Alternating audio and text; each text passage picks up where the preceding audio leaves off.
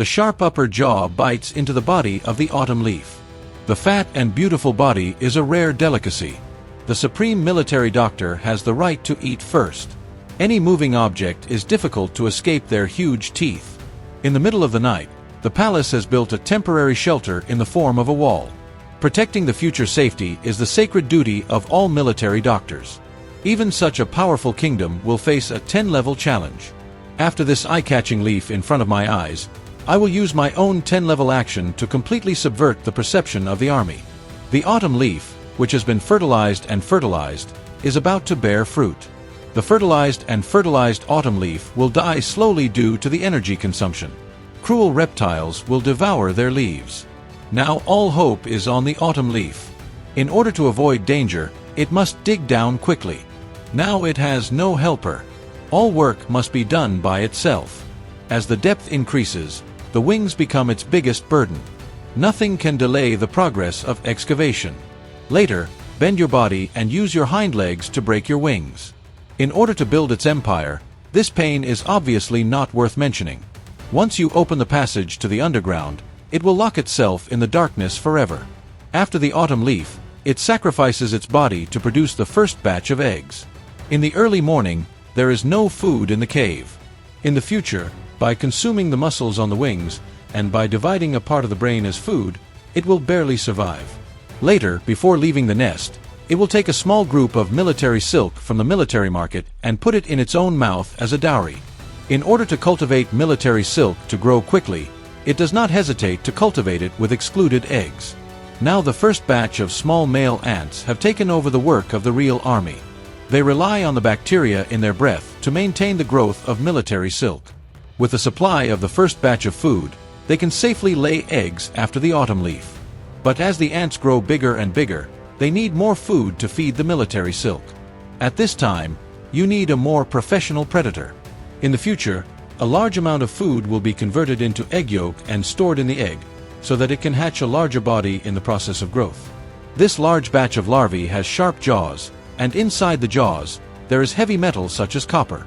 This is also destined to make it a high-efficiency worker. After the body is hardened, the thousand-leaf ants will work tirelessly. The real army will send out a chemical signal to tell the thousand-leaf ants what kind of leaf they want to eat. In order to collect it, they climb up nearly 40 meters of trees, and the top soft leaves are their main target. The weight of the thousand-leaf ants is more than half of the head muscle. The sharp jaws are like scissors, which can easily divide the leaves into two. The sound of cutting will attract more ants to eat. Without intervention, they can consume a whole leaf in 24 hours. In the world of ants, there is absolutely no slacking off. They can line up a neat team to carry supplies. They can even carry 10 times the weight of their own body. The daily labor of this leaf is the gene engraved in their bones. In the process of collecting, they will gradually figure out a quick and effective way to collect. However, failure is inevitable. But the smart ones will never return empty-handed. They live in dark caves for a long time, and their visual functions gradually deteriorate. They will follow the smell to find their way home. Sometimes they will also encounter some unpredictable obstacles. But if the obstacles are in the middle of the road for a long time, the ants will immediately drive them away. On the way back, the smaller ants will constantly clear the obstacles to ensure that the thousand-leaf ants' transportation channels are in perfect order. Although the journey back is hard, when they return to the cave, all the efforts are worth it. The ants will put the leaves in order to ensure that every soldier can eat food. As a reward, white mushrooms will grow on the leaves. These mushrooms give the larvae hope to survive, and also give them the confidence to keep laying eggs. As the number of real soldiers increases, the workers need to keep digging down to expand more space to train real soldiers. In just half a year, the number of ants has reached about 5 million. In the case of sufficient food, it will be like a huge laying egg machine in the future. Now it has gradually removed the burden of command, but it still needs to make a sacrifice. The workers will use real mushrooms to bury their bodies completely. In order to keep laying eggs for 24 hours, they will imprison them alive and keep laying eggs inside until the last drop of energy is drained. In a forest a few kilometers away, a group of marching ants begin to build a shelter. After the marching workers build a wall to protect themselves, the ants will connect with each other. This spirit of cooperation is called the miracle of the ants. The marching ants are known as the king of the ants. Even some large animals are very kind to the ants. They don't have a place to hide. Their bodies are their temporary fortresses. 3 million soldiers make their camp as solid as gold. After the war, the Xingyi army began a day of hunting and killing. What is different from the Qianye army is that they rely on meat to survive. This also laid the foundation for the collision of the two ant kingdoms. They relied on favorable terrain to launch a full-scale assault. The Xingyi army lined up in a 10-meter line to search for a way forward. Any moving creature would become their target. Each marching army was equipped with numb poison thorns and deadly thorns. Even the huntsmen, who are several times stronger than them, could not escape the siege. Any strong evil could tear the prey to shreds. Even the strongest black scorpions could not escape their poisonous hands.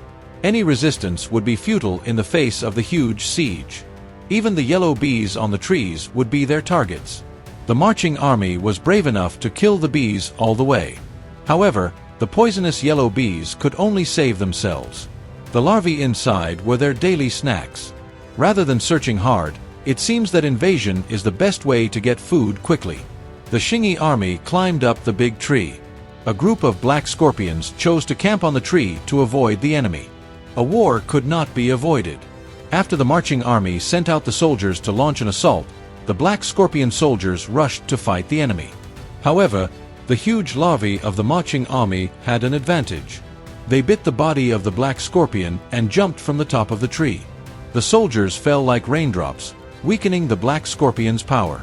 In the face of the huge siege, such resistance was like the Tang dynasty. In just 1 hour, the marching army broke through the walls of the black scorpion.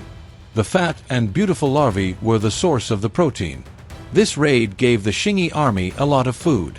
All the food had to be delivered to the rear. Obeying the order was the best way for the army to operate. In the waterways where it was impossible to pass, the palace guards would attack the troops in the form of a man-to-man battle. They would guard the area with 5 big cranes to ensure food transportation. In just 1 day, more than 30,000 creatures were captured. This was a good preparation for the growth of the Xingyi army. In the continuous march, the blood of the black scorpion was in full support. With sufficient food supplies, the number of the black scorpion was also increasing. The infinite resources in the forest became their natural granary. The black scorpion kingdom was also at its peak. What was unexpected was that the first to attack was the surrounding trees. Plants always leave a bad impression on people. But if they attack together, it will bring a huge disaster to the ant kingdom. When the big evil cut leaves are sealed, some trees can sense that they are constantly being harmed, so they passively activate the defense mechanism. The surface of the leaves will produce and release toxins. When the cut leaves are brought back to the nest with toxic leaves, it will bring a huge disaster to the monarch's kingdom. Getting the leaves is as usual. Give the leaves to the real king. Once the real king is infected, he will die quickly. This kind of defense mechanism gives the trees a chance to survive. This toxin forces the ants to constantly switch battlefields. But from another perspective, this method not only gives the trees a chance to breathe, but also helps the cut leaves to store most of their resources. This toxin will also bring them another kind of trouble. The cut leaves that have been infected by the real king are constantly climbing up. His body has been completely controlled. The real king in the body controls his body to find the right place to breathe. Once the target is confirmed, the real king will let the cut leaves bite the leaves with their teeth. As time goes by, the cut leaves will gradually die. Enough nutrients will make the real king come out of the body. In the end, the real king's purple body will erupt from his head. This is similar to the common winter worm grass. When it grows to a certain stage, the purple body will hatch a big bug. Once the worm is mature, the worm will spread out in the air and find a new host. In the future, when the people are still in sorrow, the army of purple ants has arrived near the school. The school of purple ants is their only way to survive. Undoubtedly, a fierce battle is about to break out. The crazy purple ants rush into the northeast like a tide. The front forces of the two sides have begun to confront each other. Although the purple ants have strong teeth, the purple ants are not giving up. The two sides are fighting fiercely. The smaller ants have begun to move their larvae. They have no way to fight the huge invaders. In a one-on-one situation, the purple ants can't fight the meat-eating army of purple ants. But if they work together, the purple ants can't fight for a while. As the troops of the purple ants continue to infiltrate, a battle of fate is about to begin. The purple ants outside the caves send chemical signals to order the soldiers to look for the scenery of the purple ants. Once the purple ants die, it means the end of the war. But the purple ants with millions of soldiers are actually elegant. The purple ants also hide a powerful regular army, the Purple Ants Plus. Its huge body is almost 5 times the size of the other purple ants. These black-haired big vultures are not for the purple ants. The huge head is full of muscles. The strong bite force makes the purple ants quickly take the lead. Cooperating with the attack of other purple ants, the purple ants quickly show their defeat.